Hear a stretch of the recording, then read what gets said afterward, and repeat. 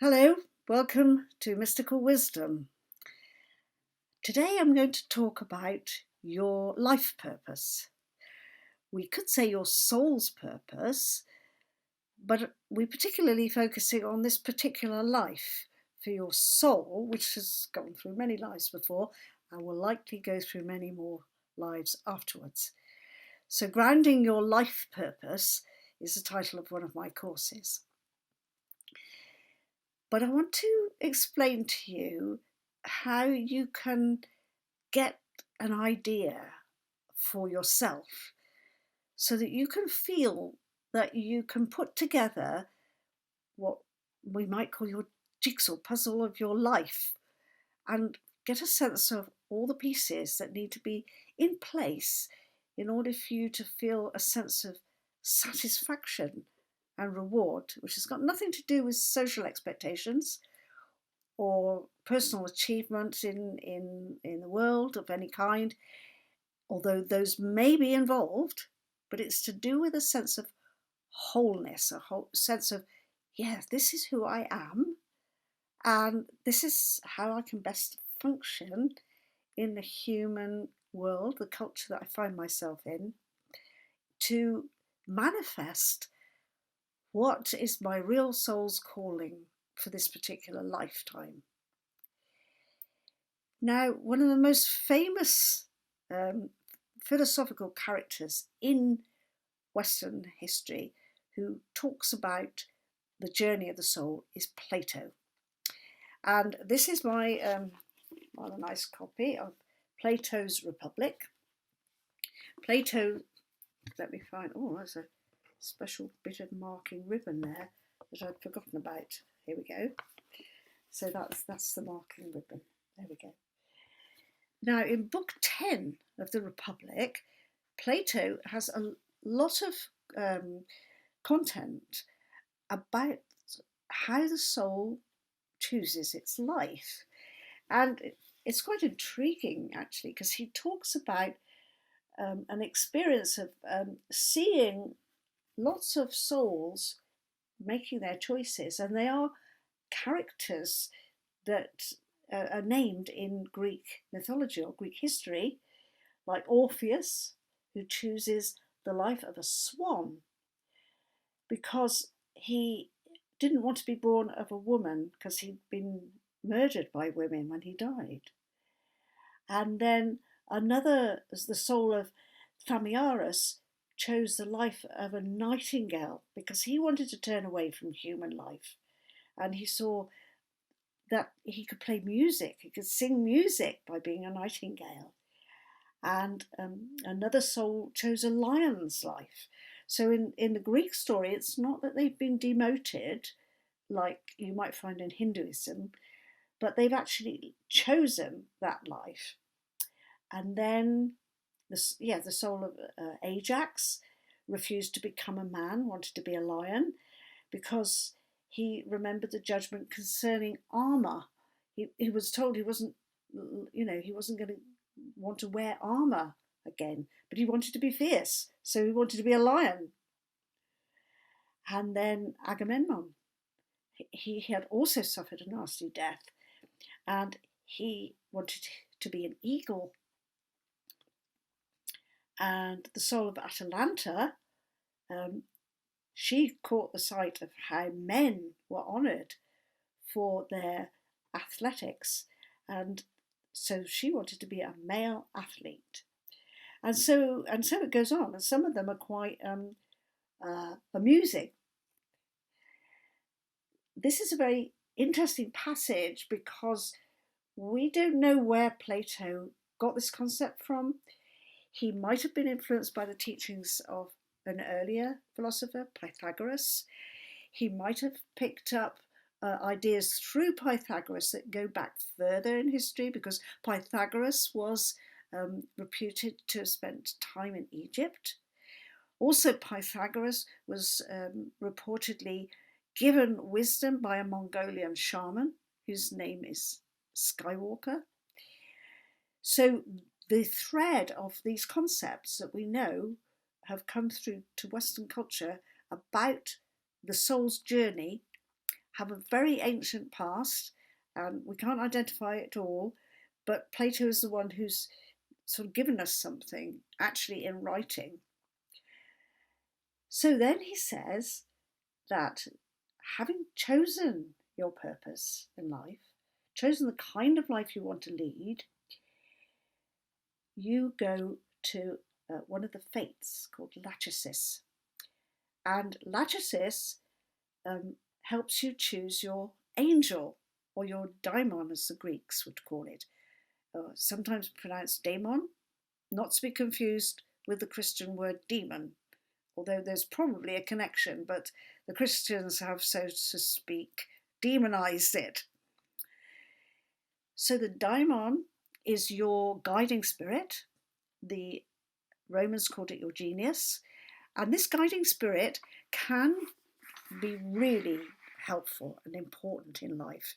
And sometimes people become aware of it when they're in a crisis, like in a car accident. Something that happened to my husband Will. He heard a voice speaking to him in a car accident saying no one was going to get hurt. So one can hear a voice that seems to be disembodied, or one can hear a voice which seems to be an inner voice. One can feel the physical force, sometimes of hands, pulling you back or pushing you forward so you don't end up in danger. So this energetic being it's not separate from you, though. It's actually embedded in who you are. And it feels separate because you consciously focus on being who you are in your ego or your everyday self. And so when these things happen, it feels like it is actually somebody else, but it isn't really. But anyway, you choose, at the soul level, you choose a supporting guide, a guardian angel, perhaps you could call it. And then Plato says in the next bit, he says the daimon, or the angel, will lead your soul to Clotho, another of the fates. And she has a whirling spindle. So the three fates are represented as women who are creating the tapestry of life by weaving the threads. And one of them, Clotho, is actually got a spindle. And the spindle is also indicative of the circling energy of time. And by going to Clotho, it says you ratify your fate. Right? So you've determined something that you want to do. It's like making your business plan, and you've gone to the bank manager and you've signed it. So yeah, this is my business plan. This is my contract. Divine contract, I call it. And then you get led to the third fate, Atropos, who is actually spinning the threads so that the threads might be unalterable. And then you descend under what Plato calls the throne of necessity. And necessity means that whatever you decided to do, you've jolly well got to do it now. Somehow you've got to recall what that is. And the recall is a big issue because, as Plato continues to explain, as you get born, you go across what is called the river of Lethe. And I don't know whether any of you watching this have watched a series called The Dark Materials, but the main character, Lyra, the young girl, has a gadget called an alethiometer. And that's what she uses to find the truth. So Lethe is to do with truthfulness. And if you forget, then you've lost the truth of who you are. So everybody needs an alethiometer or an aletheia experience where they remember what was going on at that point before they came under the throne of necessity into the womb and not born. If you can recall that, then you're off to a very good start in life. But most people do forget it. And what can the baby do? The baby's got no language. When a child is born, there's no way of saying to the grown-ups, I've come to do so-and-so, you've got to help me. No, the baby's helpless. The baby's lying in a cot and the mummy's saying, hush, little baby, don't you cry. Mummy's going to sing you a lullaby.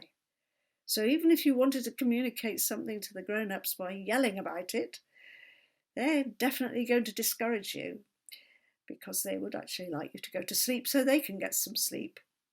Parents like me know all about that. So a child has got to learn language, and they've got to come into the world somehow remembering some of it.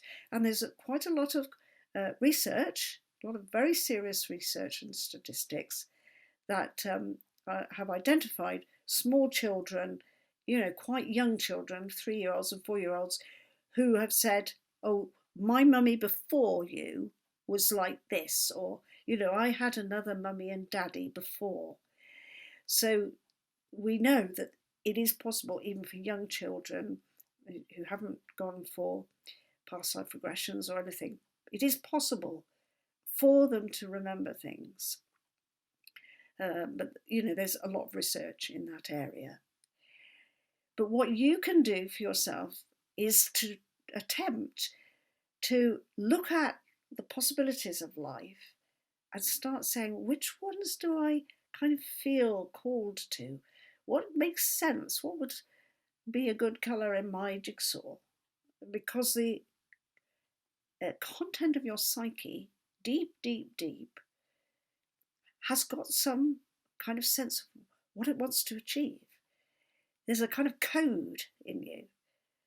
And the code is quite magnetic. It will look for things to fit into the story that you want to write in this particular life.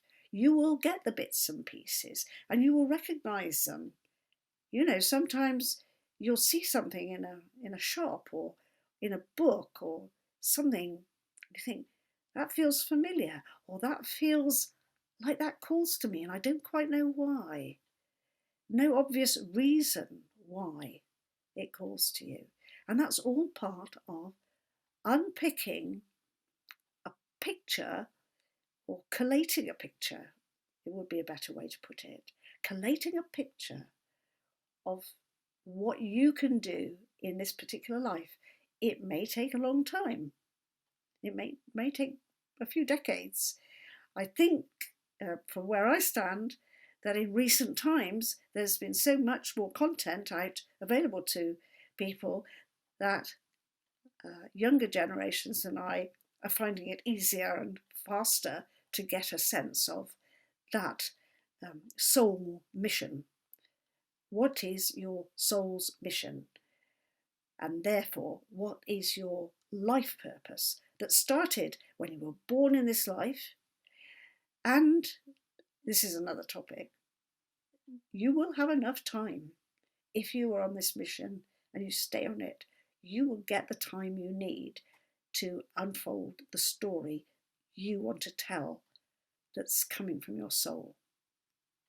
There's a lot more to say about life purpose, and I'll make another video very shortly. In the meantime, many blessings and keep shining, and thank you for watching. Goodbye.